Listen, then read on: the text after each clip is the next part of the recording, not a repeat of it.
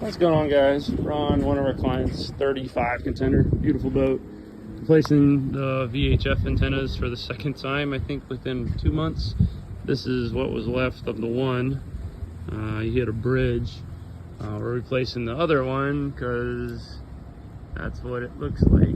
So we're doing both antennas again on this one. This boat, we've done a few videos on it before in the past. It was, this boat actually caught fire sitting here on his lift. He's very lucky. There's the firehouse right there, guys. He opened up the console and saw fire smoke, shut it, looked up. One of the fire guys were walking his dog, yelled at him. The guy ran over here, got the fire truck and put it out. I mean, he was so lucky that it happened where it did and not 20 miles offshore, which he usually goes and does. So we rewired this whole boat. We used the whole panel. It's got all new switches, all new breakers, same electronics. We put all new speakers in though. He had wet sound.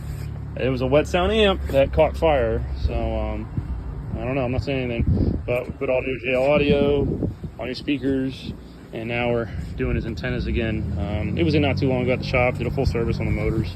Like I said, really good client of ours. Really, he's a good guy.